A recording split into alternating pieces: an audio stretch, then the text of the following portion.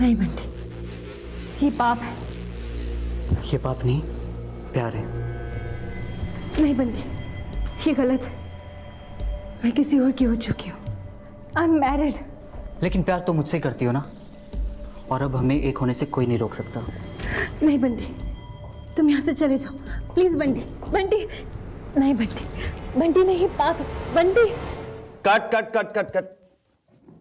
शैला, इतना हेजिटेट क्यों हो रही हो? This scene has to be wild, full of passion. Okay, I try. Lunch time हो गया और एक शॉट भी नहीं हुआ। एक काम करते हैं, लंच के बाद करते हैं। ब्रेक, ब्रेक बोलो। Break.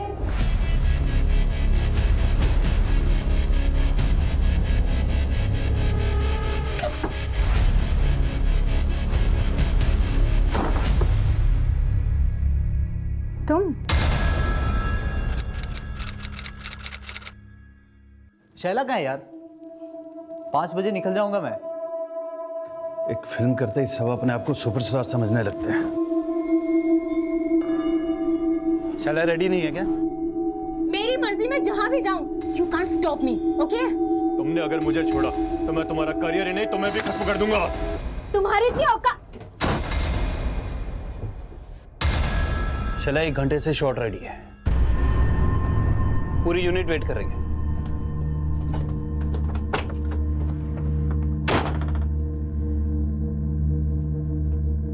What happened? Mahesh, I need a break. I can't work now. I really need to take rest. मैं यहाँ पर पूरा सेट लगा कर बैठा हूँ और तुम्हें ब्रेक चाहिए। I'm sorry Mahesh, पर मुझे 3 दिन का ब्रेक चाहिए।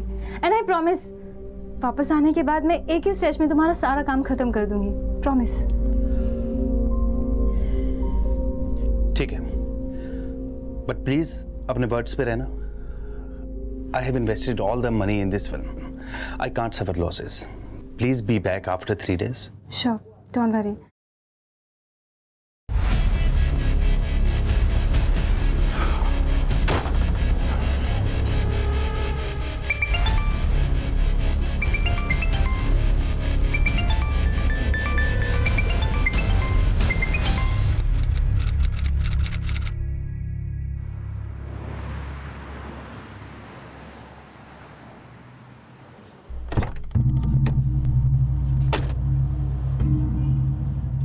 तो आप वो हीरोइन रानी परमार के भाई हैं जिसका वो सिंगर के साथ लफड़ा हुआ था। क्यों, बहन ने फिर से कोई लफड़ा कर दिया क्या? सर, एक्चुअली मैं आपसे शैला पठान के बारे में बात करने आया हूँ। कौन शैला पठान? सर, वो मेरी फिल्म की एक्ट्रेस है।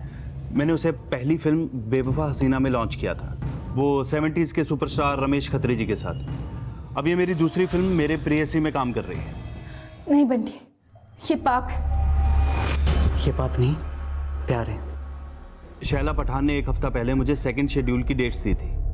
अब उसका फोन भी स्विच ऑफ है, उसके घर पे भी लॉक लगा हुआ है। सर, वो मुझसे 50% पैसा एडवांस ले चुकी है और उसके अनप्रोफेशनल एटीट्यूड की वजह से मुझे बहुत लॉस हो रहा है। देखिए महेश जी, अब कल को आपकी हीरोइन आकर हमसे कहेगी कि आपने उसे पैसा नहीं दिया इसलिए वो शूट पे नहीं आई, तो क्या होगा?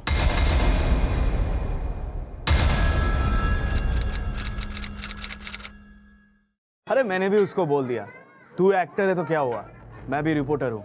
ऐसा लिखूंगा ना उसके बारे में कि इंडस्ट्री में कोई काम नहीं देगा उसे।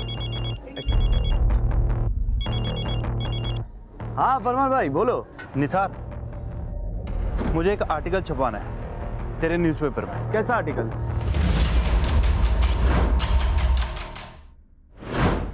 अपने नुकसान की भरपाई के लिए महेश परमार ने अपने रिपोर्टर मित्र निसार का सहारा लिया। उसे यकीन था कि शैला ये आर्टिकल पढ़कर डर जाएगी और फिल्म की शूटिंग पूरी करने को राजी हो जाएगी, लेकिन शैला की बजाय किसी और ने अपनी प्रतिक्रिया जाहिर की।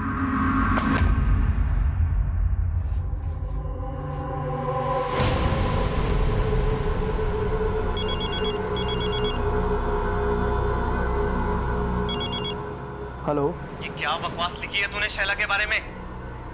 जो भी लिखा है उसके लिए अगले आर्टिकल में माफी मांग, वरना। एक मिनट, आप है कौन?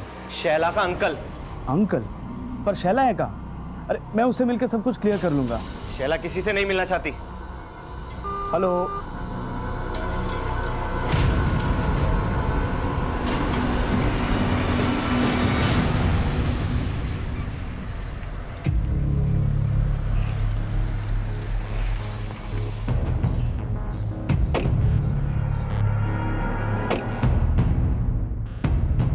शैला मैडम के घर पे तो पिछले कई महीनों से ताला लगा है। अच्छा, वो और उसकी फैमिली गई कहाँ, कुछ पता है आपको? वो सब तो हमको नहीं पता, लेकिन कई दिनों पहले सब एक साथ निकले थे यहाँ से।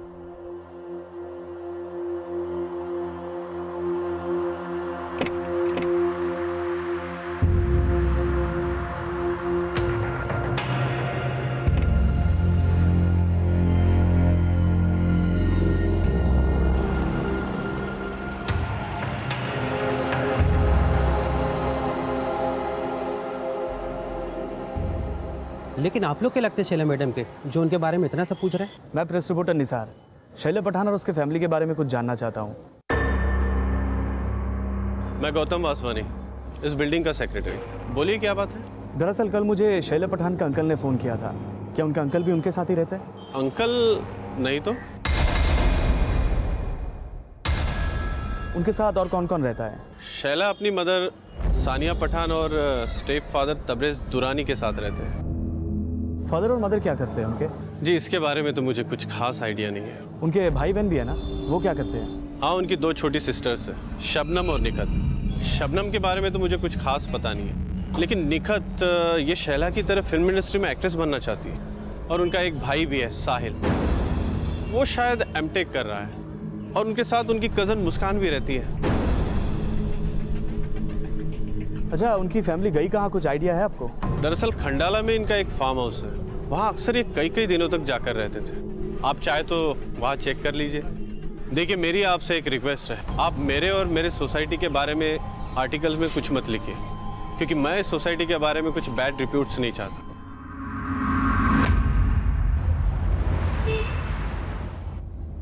इस एरिया में 3 और 2 BHK फ्लैट्स मिनिमम 6-7 करोड़ के होंगे। ऐसे इसके फैमिली के पास इतने पैसे आए कहाँ से? इसके फादर क्या करते थे? आई डोंट नो यार, लेकिन जब मैंने उसे मेरी प्रेयसी फिल्म के लिए साइन किया था, तब उसने मुझे अपने खंडाला वाले फार्म पे बुलाया था और वहाँ पे 2 अरबी लोगों से मिलवाया। Mahesh, he is Taiyabin and he is Razidul. Nice meeting.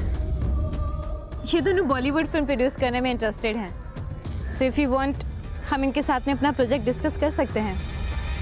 फिर उसके बाद वो बोली कि उसके साथ अमान खान को फिल्म करने के लिए मैं कन्विंस करूं। मैंने शैला को बोला कि एक बार मेरी ये फिल्म कंप्लीट हो जाए, उसके बाद मैं उनकी फिल्म के बारे में सोचूं। अच्छा, तू तो उनके खंडाला वाले फार्म हाउस पे गया था ना? बिल्डिंग सेक्रेटरी भी कह रहा था कि वो लोग वहीं रह सकते हैं। एक बार चल के देखे, शायद वहीं हो।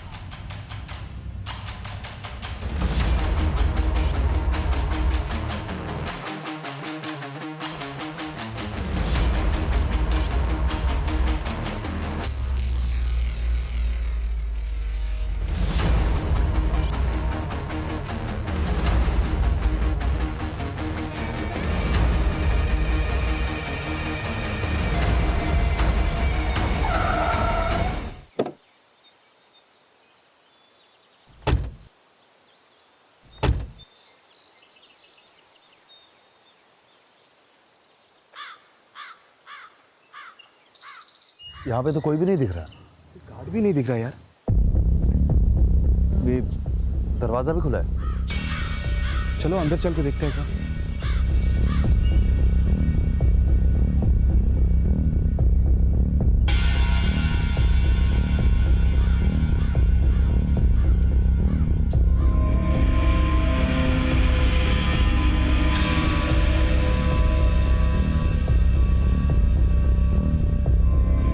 कोई है?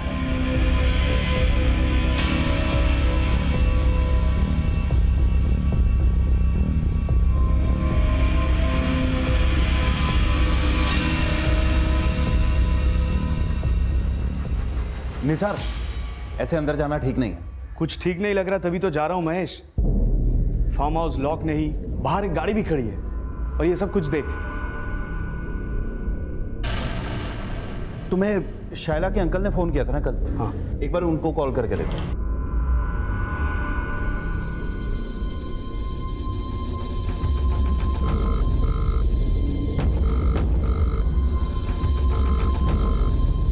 फोन नहीं उठा रहे यार। महेश, ये शैला और उसकी फैमिली के गायब होने का कुछ तो लफड़ा लगता है। ऊपर से अंकल भी फोन नहीं उठा रहे। मेरे प्रोडक्शन मैनेजर के पास शैला के ड्राइवर का नंबर है। शैला के ड्राइवर को पता होगा कि उसके अंकल कहाँ रहते हैं।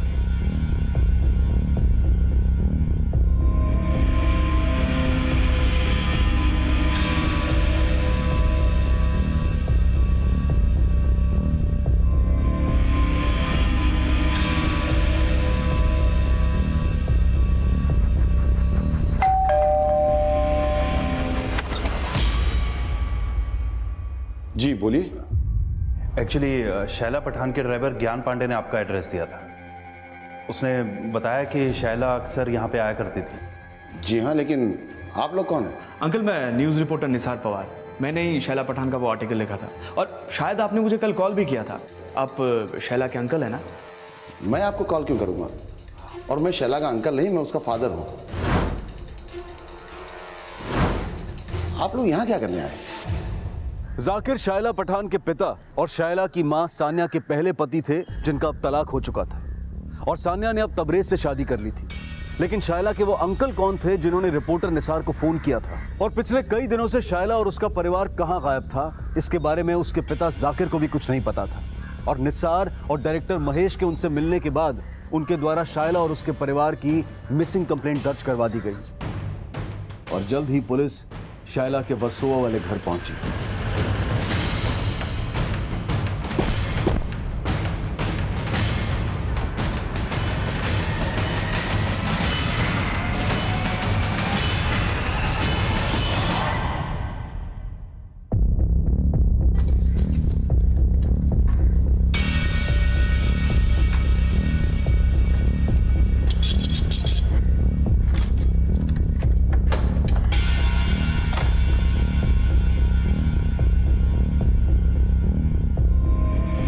पूरे घर की अच्छे से तलाशी लो।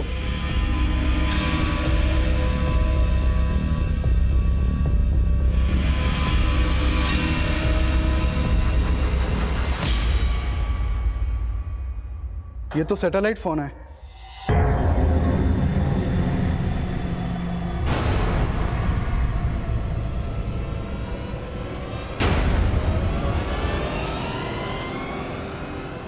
जाकिर जी, आप बता सकते हैं ये उर्दू में क्या लिखा है? सर, ये किसी असामाजिक संगठन से रिलेटेड डॉक्यूमेंट्स हैं।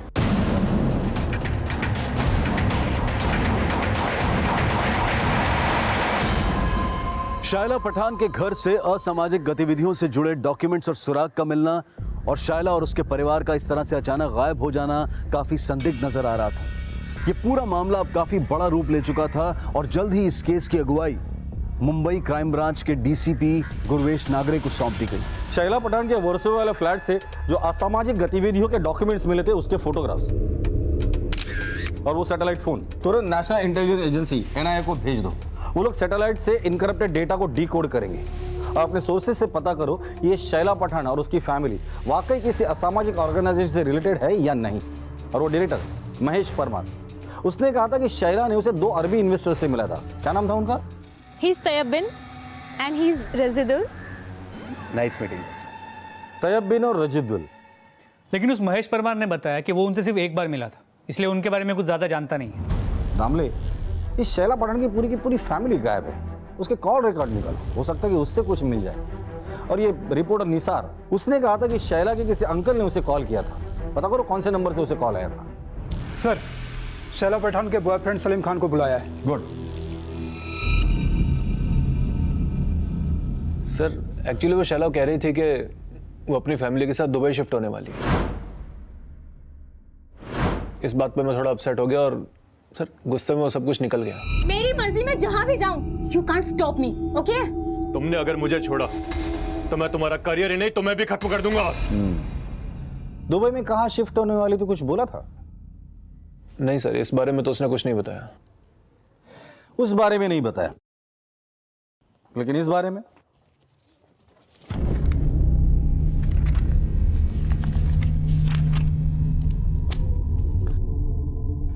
उसका असामाजिक संगठन से संबंध था। इस बारे में तो बताया होगा ना उसने? नहीं सर, अगर मुझे ऐसा कुछ पता होता तो मैं उससे कभी कोई रिलेशन नहीं रखता। कैसा रिलेशन था तुम्हारा शैला के साथ? सर मैं शैला से प्यार करता था। और फैमिली? नहीं सर, उसकी फैमिली के बारे में मैं कुछ नहीं जानता। सर शैला बॉलीवुड की टॉप एक्ट्रेस बनना चाहती थी, लेकिन अचानक से उसका ही दुबई जाने का फैसला बहुत अजीब लगा मुझे। शायला पठान के बॉयफ्रेंड सलीम के बयान के बाद पुलिस इंडिया से दुबई जाने वाली फ्लाइट्स की पूरी डिटेल्स निकालने के लिए सभी एयरलाइन से कांटेक्ट करने में जुट गई। और शायला पठान की हाउसिंग बिल्डिंग में की गई पूछताछ में सामने आया कि शैला, उसकी मां Sania, step father Tabrez, sisters Shabnam और नेहकत, ब्रदर साहिल और कजन मुस्कान 5 मार्च 2011 की सुबह 2 अलग-अलग कार से कहीं जाने के लिए निकले थे।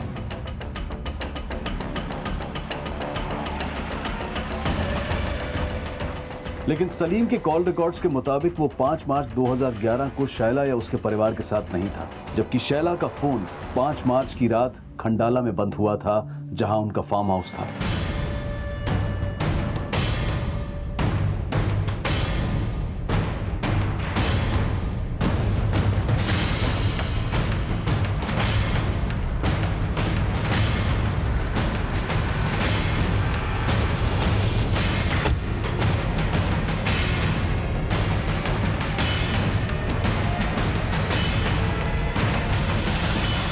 लेकिन फार्म हाउस पर जो कार मिली वो शैला की मां सानिया की थी, जबकि शैला की कार गायब थी।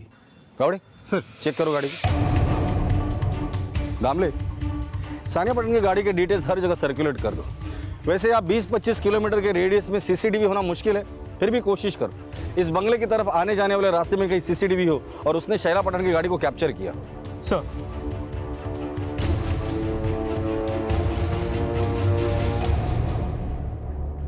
पूरे घर की तलाशी लो, एक भी कोना बचना नहीं चाहिए। दामले, यहाँ कुछ तो हुआ है और जिसने ये सब कुछ किया बहुत होशियारी से किया है। फॉरेंसिक को बोलना यहाँ जो भी टेक्निकल एविडेंसेस मिलता है सब जमा करें।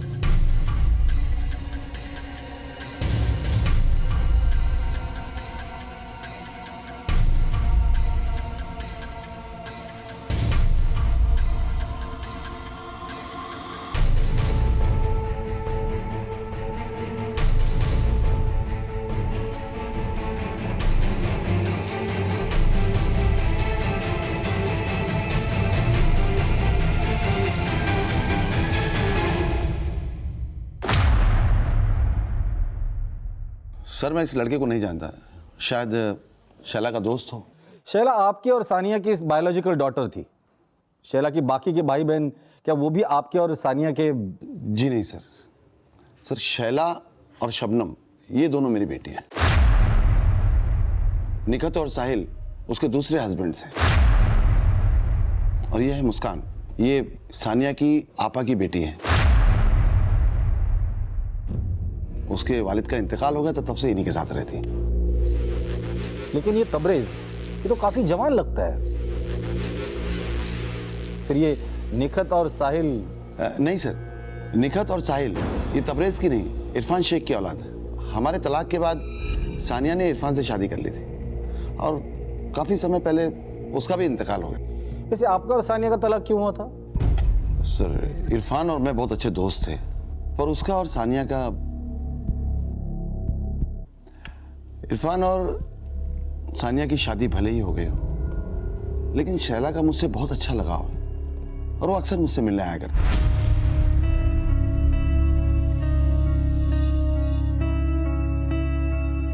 आपका गारमेंट एक्सपोर्ट का बिजनेस है ना? जी। कौन सी कंट्रीज में एक्सपोर्ट करते हैं आप? Uganda, Uzbekistan, Tasmania, Nigeria, Kenya. कोई गल्फ कंट्री? जी नहीं। लेकिन सुना है आपकी बेटी शैला के गल्फ कंट्रीज में अच्छे कनेक्शंस हैं। ये तैयबीन और रजिदुल नाम के 2 अरबी है जो उसके लिए फिल्म प्रोड्यूस करने वाले थे। क्या आप जानते हैं इन दोनों को? जी नहीं, लेकिन आप शैला के बारे में गलत मत सोचिए। वो किसी भी तरह के गलत काम में इन्वॉल्व नहीं हो सकती। लेकिन उसके घर में जो कुछ भी मिला है ना, उससे तो यही लगता है कि वो गलत काम में इन्वॉल्व थी। हैरानी तो मुझे भी है, लेकिन दिल इस बात को मानने के लिए तैयार नहीं है। और बाकी के लोग? सर शैला के अलावा मेरी और बाकी लोगों से कोई खास बातचीत नहीं थी। अच्छा, ये शैला एक स्ट्रगलिंग एक्ट्रेस थी, फिर वर्सोवा में करोड़ों का घर, खंडाला में प्रॉपर्टी, ये कैसे पॉसिबल हुआ? दरअसल सानिया के अब्बू का आगरा में डायमंड का काफ़ी बड़ा कारोबार था और उनके इंतकाल के बाद वो सारा बिजनेस और वहाँ की सारी प्रॉपर्टी वो सानिया के नाम हो गई। अच्छा, ये सानिया का तीसरा हस्बैंड तबरेज, ये करता क्या है? मैं उसके बारे में तो कुछ नहीं जानता, लेकिन वो तीसरा नहीं सर, वो चौथा हस्बैंड। चौथा हस्बैंड? जी हाँ, इरफान के इंतकाल के बाद सानिया ने आमिर से शादी की थी। ये आमिर रहता कहाँ है? सर मुंबई का ही है सर, मिलत नगर में कहीं रहता है। ये वही आमिर था जिसने रिपोर्टर निसार को शैला के खिलाफ लिखे गए आर्टिकल पर माफी मांगने की धमकी दी थी और इसने अपने आप को शैला का अंकल बताया था। और निसार द्वारा दिए गए उस नंबर से पुलिस पता कर चुकी थी कि निसार को इसी आमिर द्वारा कॉल किया गया था। शैला ने मुझे बताया था कि वो अपनी अम्मी और भाई बहन के साथ दुबई शिफ्ट हो रही है। ये क्या कह रही है बेटा? तो हमेशा के लिए दुबई शिफ्ट हो रही है? जी अब्बू, और सिर्फ मैं ही नहीं, हम सब भी जा रहे हैं। और तुम्हारी अम्मी का वो स्टोन का बिजनेस और सारी प्रॉपर्टीज? और उसने मुझसे कहा कि सानिया के एब्सेंस में सारा बिजनेस आमिर देखेगा, और जिसके लिए सानिया ने उसे पावर ऑफ अटर्नी भी दी। आपको क्या लगता है, इस आमिर का किसी असामाजिक संगठन के साथ कोई कनेक्शन हो सकता है? इसके बारे में मुझे तो कुछ पता नहीं है सर। आमिर एक गरीब फैमिली से था और सानिया से शादी के बाद उसके पैसों पर ऐश कर रहा है। क्या शैला ने आपको कभी बताया था कि वो दुबई में कहाँ शिफ्ट हो रही है? नहीं सर, उसने मुझसे कहा था कि वो जाने से पहले मुझसे मिलेगी और मुझे बताएगी, लेकिन उसके पहले ये सब। सर आप आमिर से पूछिए, शायद उसे कुछ पता हो।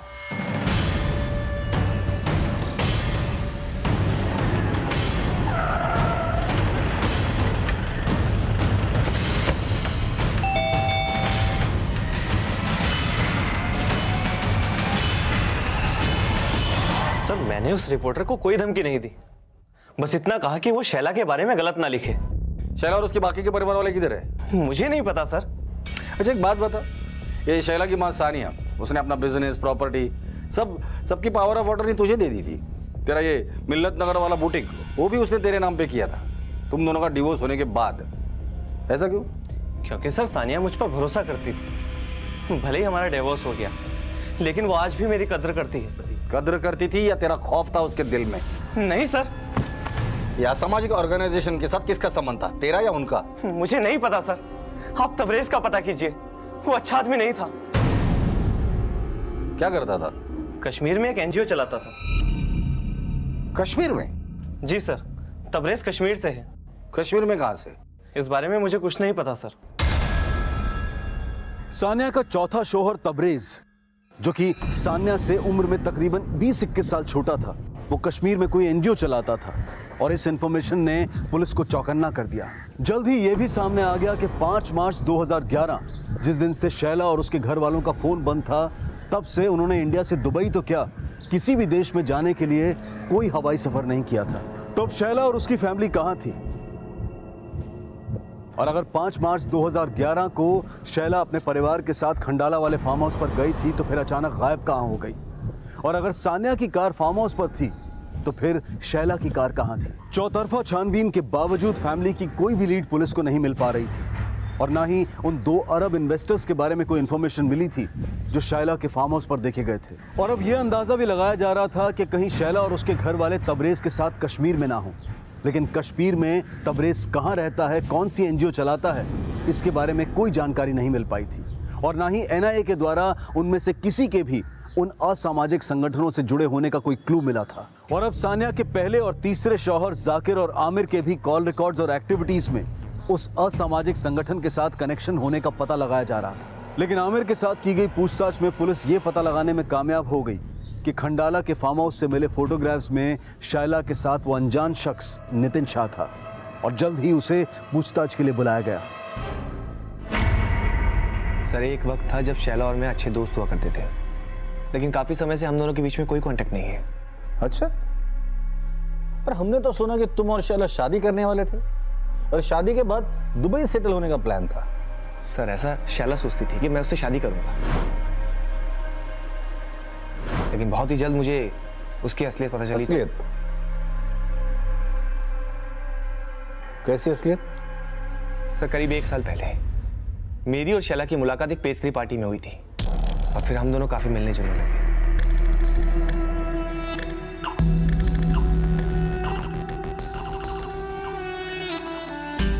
मैं अपने डैड के बिजनेस के सिलसिले में अक्सर दुबई आया जाया करता था।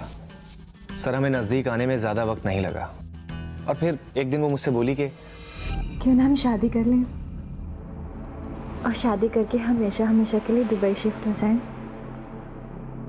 क्यों, फिल्म इंडस्ट्री से मन भर गया? आजकल अच्छे टैलेंट की कदर ही कहाँ है। सोचा था सुपरस्टार रमेश खत्री के साथ फिल्म करके किस्मत बदल जाएगी, पर कोई जादू हुआ ही नहीं। सर जादू तो वो मुझ पे चलाना चाहती थी, लेकिन उससे पहले ही मुझे पता चल गया कि वो मेरे साथ ही नहीं बल्कि और कई लोगों के साथ हम बिस्तर होती थी। She is an escort. कई दिन घर से गायब रहती। मैं फोन करता तो कोई रिप्लाई नहीं देती, क्योंकि सर उसके कई कस्टमर थे जो कि एक बी ग्रेड एक्ट्रेस को एक रात गुजारने के लिए लाखों रुपए देते थे। तो जाहिर सी बात है तुम भी उसी मतलब से उसके करीब आए होगे। सर मतलब तो उसे मुझसे था, मेरी दौलत से था, मुझे लूटना चाहती थी, लेकिन वो मुझे झांसे में फंसाती उससे पहले मेरे दोस्त ने मुझे सारी सच्चाई बता दी। क्या क्या सच्चाई पता चली तुम्हें? सर मैंने भी न्यूज़ पे सुना कि उसके और उसके परिवार के असामाजिक संगठनों से कनेक्शन है। ये सब उसकी असलियत है या नहीं ये मुझे नहीं पता। नितिन के अलावा शैला के बॉयफ्रेंड सलीम ने अपने स्टेटमेंट में कहा था कि शैला दुबई जाने वाली थी। एक्चुअली वो शैला कह रही थी कि वो अपनी फैमिली के साथ दुबई शिफ्ट होने वाली है। सानिया के 2 हस्बैंड जाकिर और आमिर ने भी ये बात कबूली है कि पूरी फैमिली दुबई जाने वाली थी। इन दामले, सोचने वाली बात यह है कि इस पूरी फैमिली का दुबई शिफ्ट होना और इनके घर में मिले असामाजिक गतिविधियों से रिलेटेड डॉक्यूमेंट्स का आपस में क्या कनेक्शन हो सकता है। एनआईए को इनके खिलाफ कोई सबूत नहीं मिला और वो सैटेलाइट फोन, उसमें भी कोई डेटा नहीं था। तो फिर पॉसिबिलिटी ये भी बनती है कि कोई इस फैमिली को फंसाना चाहता हो और इस फैमिली को गायब करने के पीछे किसी का कोई मोटिव हो। इन दैट के सबसे ज्यादा फायदा आमिर का हो सकता है, लेकिन कल्प्रिट जाकिर भी हो सकता है या फिर शैला के 2 बॉयफ्रेंड भी। इन सब पे नजर रखो। दामले, एक टीम को आगरा भेजो। ये सानिया वहाँ डायमंड बिजनेस से रिलेटेड थी, हो सकता है वहां से कोई लीड मिल जाए। और इनके वर्षों वाले घर में काम करने वाले ड्राइवर, मेड और दूध वाला, इनसे पूछताछ करो। सर, शैला और उसकी फैमिली के अचानक गायब होने का राज पता करने के लिए मुंबई, खंडाला से लेकर आगरा और कश्मीर तक छानबीन की जा रही थी और पुलिस को पता चला कि शैला के ड्राइवर ज्ञान पांडे के अलावा उनकी फैमिली का एक और ड्राइवर हुआ करता था, मंगत, जिसने 5 मार्च 2011 से काफी समय पहले ही काम छोड़ दिया था। तुम सानिया को अच्छे से जानते थे, उसका ड्राइवर थे। वो तुम्हें कभी ऐसी जगह पे ले गई थी जो तुम्हें अजीब लगी हो? साहब, सानिया मैडम तो नहीं, लेकिन उसकी बेटी शबनम हमेशा मेरे को इधर उधर लेकर जाती थी। इधर उधर मतलब? दरअसल शबनम मैडम को नशे का लत था और वो मुझको रात रात में नागपाड़ा, बांद्रा, खार में चरसियों के अड्डों पर ले जाती थी और बहुत सारा ड्रग्स लेती थी और मुझसे कहती थी कि इसके बारे में उसके घर वालों को ना बताऊं। साहब, वो बहुत बिगड़ैल थी और नशे के लिए तो किसी के साथ भी। उसके बाकी भाई बहन साहिल, निकत और मुस्कान, इनके बारे में क्या जानते हो? साहब, मुस्कान मैडम उनकी सगी नहीं थी। सब लोग उनके साथ नौकरों जैसा बर्ताव करते थे साहब, पर मेरे को लगता है मुस्कान मैडम उनकी आवभगत करते करते तंग आ गई थी। निखत और साहिल का स्वभाव कैसा था? वो दोनों तो ठीक थे। साहिल साहब पढ़ रहे थे और निखत मैडम शैला मैडम की तरह एक्ट्रेस बनना चाहती थी। 5 मार्च को वो लोग वर्सोवा से निकले। उसके पहले तुमने घर में कुछ नोटिस किया जो तुम्हें अजीब लग रहा हो? साहब, ऐसा तो कुछ याद नहीं, लेकिन हाँ, 5 मार्च से पहले फरवरी में 4 दिन के लिए ये लोग खंडाला गए थे। सानिया मैडम मेरे को बोली 4 दिन के लिए तेरी छुट्टी, लेकिन मैंने ठीक से गिना नहीं शायद, और चौथे ही दिन मैं वहाँ काम करने पहुँच गई। मैंने 3-4 बार बेल बजाई, फिर मेरे को याद आया कि वो चौथा ही दिन था। लेकिन साहब, मैं दूसरे के घर से काम करके वापस आ रही थी ना, तो मैडम के फ्लैट से मैंने उनका दूध वाला जुनैद को बाहर निकलते हुए देखा। साहब, अगले दिन ये बात मैंने सानिया मैडम को बताई। मेरे को लगा कि कुछ चोरी वोरी के इरादे से वो आया हो, लेकिन मैडम मेरे को बोली कि ये बात किसी को मत बताना, मैं देख लूंगी। एक दूध वाला इनकी गैर मौजूदगी में इनके घर से बाहर निकलता है। उसके खिलाफ पुलिस एक्शन लेने के बजाय सानिया अपनी मेड शांति को चुप रहने के लिए कहती है।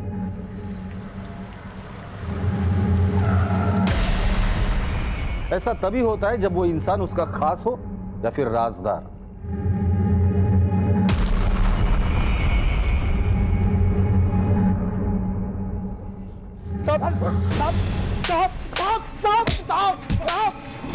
मैंने कुछ नहीं किया साहब। शैला पठान के फैमिली के गैर मौजूदगी में उसके घर में क्या करने गया था? चोरी करने गया था? नहीं साहब, मैं तो वहाँ दूध की डिलीवरी करने गया था साहब। घर के बाहर ताला लगा हुआ था और तू डिलीवरी करने गया था दूध की? नहीं साहब, उस दिन घर पर ताला नहीं था, अंदर सानिया मैम थी।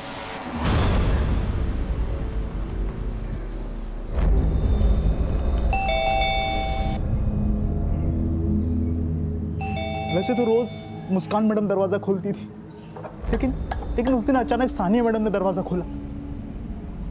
क्या देख रहे हो? जाओ किचन में जाके दूध रखो।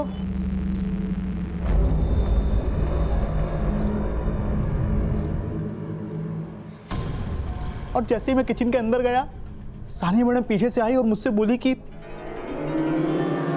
घर पर कोई नहीं है। तो क्या? इतने इशारे भी नहीं समझता? वैसे तो हर समय घूरता रहता है। नहीं मैम। शर्मा मत। शर्म तो आपको आनी चाहिए मैडम जी। जवान बेटियां हैं आपकी और आप इस तरह से छी बोलता है मुझे? 2 मिनट लगेंगे मुझे पड़ोसियों को यहां पर बुलाने में। रेप का इल्जाम लग गया ना एक बार तो जिंदगी भर जेल में काटेगा। चुपचाप चल। उसने मुझे ब्लैकमेल करके मेरे साथ साहब अपनी हवस पूरी करने के बाद वो बोली कि मैंने उसका रेप किया है और अगर मैंने उसकी बात नहीं मानी तो वो मुझे साहब जब तक उसके परिवार के लोग नहीं आ गए वहां पर तब तक मुझे जबरदस्ती वहां रहना ही पड़ा। हमसे बचने के लिए कोई कहानी तो नहीं सुना रहा है? नहीं साहब, ये बात सच्ची है। अगर ये दूध वाला जुनैद सच बोल रहा है तो हो सकता है उसी ने सानिया से बदला लेने के लिए सानिया और उसके पूरे परिवार को गायब कर दिया। दामले, सोचने वाली बात यह है कि शैला की मां सोनिया, उसका चौथा पति तबरेज, उससे उम्र में कम से कम 20-21 साल छोटा होगा। उसके बावजूद उसने दूध वाले जुनैद के साथ वो सब कुछ किया। तो हो सकता है कि उसका कोई सीक्रेट लवर भी हो और इस सीक्रेट लवर का किसी असामाजिक संगठन के साथ कोई कनेक्शन हो। कमजोरियां तो शैला और शबनम की भी थी। शैला एस्कॉर्ट सर्विस से जुड़ी थी और शबनम ड्रग एडिक्ट। ये पूरी फैमिली ही टेढ़ी है। लेकिन फिर भी ये समझ में नहीं आ रहा कि ऐसा क्या हुआ होगा कि उन्हें एक असामाजिक संगठन से जुड़ना पड़ा और उसके बाद वो सब फरार हो गए। लफड़ा तो बहुत बड़ा होगा, इसलिए तो पूरी फैमिली गायब है। या फिर ऐसा भी हो सकता है कि फैमिली में से किसी एक आदमी ने इन सबको गायब किया है। सबकी कमजोरियां तो पता चल गई, लेकिन इस मुस्कान, इसकी कमजोरी पता नहीं चली। और सुना है कि ये मुस्कान पूरी फैमिली से बहुत नफरत करती थी। दामले, कि इस मुस्कान ने तो पुलिस ने हर सस्पेक्ट को खंगाला। आगरा, कश्मीर, खंडाला, मुंबई, फैमिली के उस असामाजिक संगठन से कनेक्शन से लेकर नफरत, दुश्मनी, लालच, आपराधिक साजिश, हर एंगल को खंगाला गया, लेकिन शैला और उसके परिवार की कोई लीड नहीं मिली। पुलिस को शैला पठान की फैमिली के गायब होने का साफ मकसद समझ में नहीं आ रहा था। शैला पठान और उसकी फैमिली को गायब हुए 6 महीने बीत चुके थे, लेकिन अब तक कुछ हासिल नहीं हुआ था। लेकिन 6 महीने के बाद कुछ ऐसा हुआ जिसने इस केस का पैमाना और भी बड़ा कर दिया।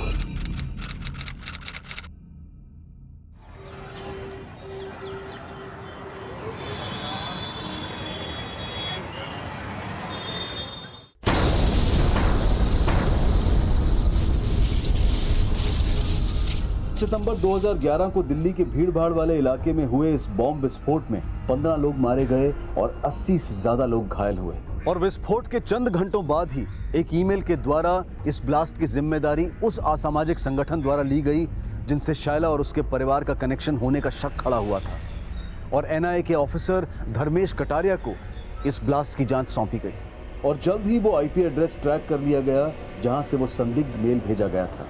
वो मेल कश्मीर के एक साइबर कैफे से भेजा गया था जहां पर एनआईए ने रेड मारी और कई संदिग्धों को गिरफ्तार किया। और उसी एरिया से पुलिस ने एक अज्ञात कार भी बरामद की। पाया गया कि ये कार मुंबई के वर्सोवा एड्रेस पर शैला पठान के नाम रजिस्टर्ड थी। ये वही कार थी जिसमें 5 मार्च 2011 को शैला को अपनी फैमिली के साथ कहीं जाते हुए देखा गया था। शैला पठान 6 महीने से अपने फैमिली मेंबर के साथ गायब है और उनके घर से असामाजिक गतिविधियों से जुड़े डॉक्यूमेंट्स और सैटेलाइट फोन भी मिला है। और गाड़ी यहाँ पर कश्मीर में मिली है। हो सकता है वो 6 महीने से यहीं पर रह रहे हो। हमें भी ऐसा ही शक था। शैला पठान का स्टेप फादर तबरेज, वो कश्मीर से। आप ऐसा कीजिए, शैला और उसके स्टेप फादर तबरेज और बाकी फैमिली मेंबर्स की डिटेल भेज दीजिए। हम यहाँ पर ढूंढते हैं उन्हें, हो सकता है वो यहीं पर छिपे हों। ठीक है सर। शैला के स्टेप फादर तबरेज समेत शैला पठान के हर फैमिली मेंबर को एक बार फिर से एनआईए के द्वारा इन्वेस्टिगेट किया जा रहा था और फोरेंसिक टीम को शैला पठान की गाड़ी में एक ट्रैवल एजेंसी का विजिटिंग कार्ड मिला था।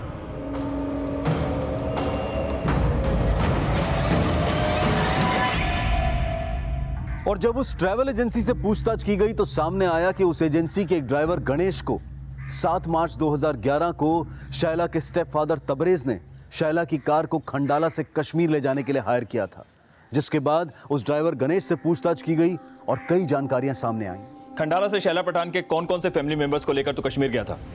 साहब मेरे साथ तो कोई नहीं था साहब, पर तबरेज सेठ और उनका दोस्त दूसरी गाड़ी में मेरे साथ साथ चल रहे थे। कौन दोस्त? वो तो मैं नहीं जानता साहब, पर जब आगरा पहुंचकर मेरी गाड़ी पंचर हुई तब मैंने तबरेज सेठ के साथ उनको देखा था।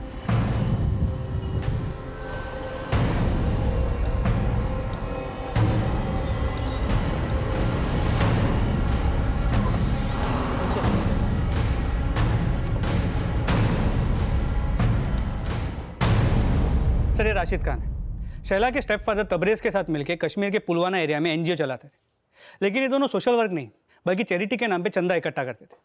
तबरेज वहां से असेंबली इलेक्शन भी लड़ा था और हार गया, और उसके बाद वहां से लाखों रुपए लेके गायब हो गए।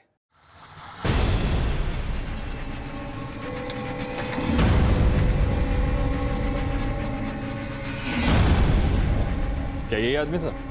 हाँ साहब यही था वो। इसका मतलब शैला की फैमिली अब कहाँ है? ये या तो तबरेज या फिर ये राशिद ही बता सकता है।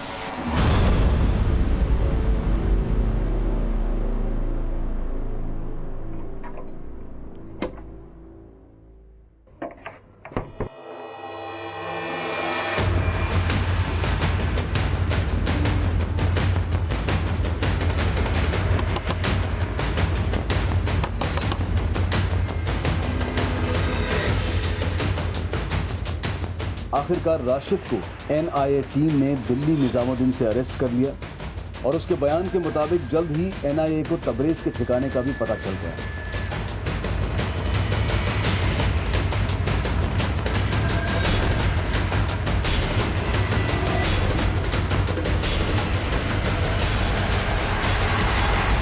और एनआईए ने शैला पठान के स्टेप फादर तबरेज को पूछताछ के बाद मुंबई पुलिस के हवाले कर दिया।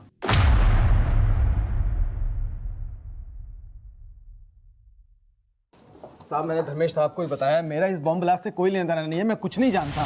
बताया उन्होंने मुझे, लेकिन शैला पठान की फैमिली के गायब होने के बारे में तो तुझे पता होगा। देख तबरेज, अपना मुंह खोल दे, क्योंकि तेरे राशिद ने अपना मुंह खोल दिया है। 5 मार्च की रात वो तेरे साथ तेरे खंडाले वाले फार्म हाउस पे था, ये पता चल चुका है हमें। बोल बोल।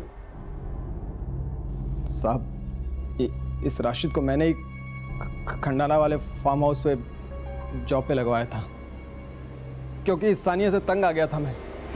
झूठे सपने दिखाए थे इसने मुझे कहती थी कि मैं हीरो जैसा लगता हूँ और मुझे अपनी बेटी की तरह फिल्म इंडस्ट्री में हीरो बनाएगी। अपना पति बना के मुझे नौकर बना दिया था उसने। मुझसे शादी करने के बाद उसने अपने ड्राइवर मंगत की भी छुट्टी कर दी और मुझे ड्राइवर ही नहीं बल्कि डिलीवरी बॉय बना दिया था। इतना ही नहीं सर, मुझे शौहर बनाकर उसने पावर ऑफ अटर्नी अपने तीसरे पति आमिर के नाम कर दी। पानी नाक के ऊपर हो गया था सर, इसलिए 5 मार्च की रात को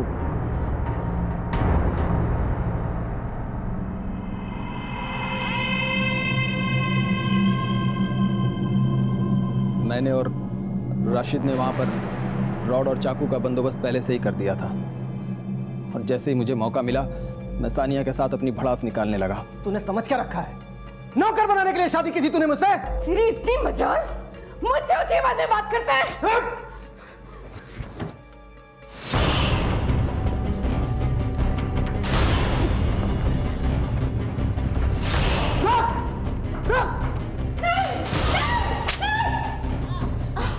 मुंबई आ गए।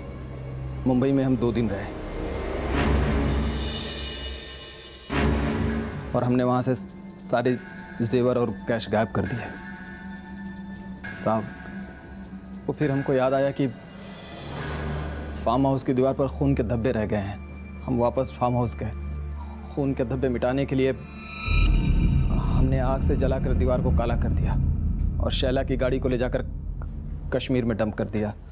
आप लोगों को भटकाने के लिए हमने सानिया के घर में वो सैटेलाइट फ़ोन और कागज़ रख दिया। अगर आप लोग को वो ट्रैवल एजेंसी का पता नहीं चलता तो आप लोग हमें कभी नहीं पकड़ पाते साहब। गलत फहमी है तेरी। आज तक जुर्म कभी ना छिपा है ना छिपेगा।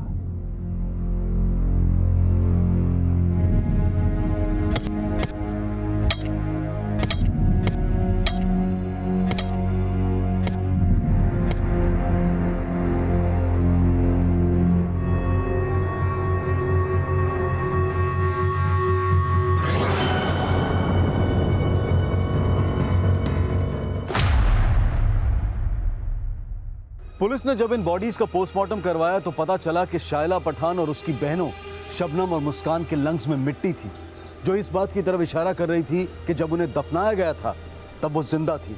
लेकिन इस परिवार को जिंदगी से रुखसत करने वाला तबरेज भले ही कितना बड़ा अपराधी हो, पर सच्चाई ये भी है कि शैला की मां सान्या ने अपनी जिंदगी में खुद इन अपराधों को न्योता दिया और अपने परिवार को एक लापरवाह परवरिश, ऐसी लापरवाह परवरिश कि ना तो परिवार में से किसी को सही और गलत की परवाह थी और ना ही कभी उन्हें इस बात का एहसास हुआ कि उनका ये लापरवाह रवैया कब तबरेज जैसे अपराधियों को उनकी जिंदगी को तबाह करने के लिए उकसा देगा। अब मैं अनूप सोनी आपसे विदा लेता हूं। फिर मुलाकात होगी अगले एपिसोड में एक और चौंका देने वाले केस के साथ। तब तक अपना और अपने परिवार का ख्याल रखें और देखते रहें क्राइम पेट्रोल सिटी क्राइम्स। सबक एक को, सीख हम सबको।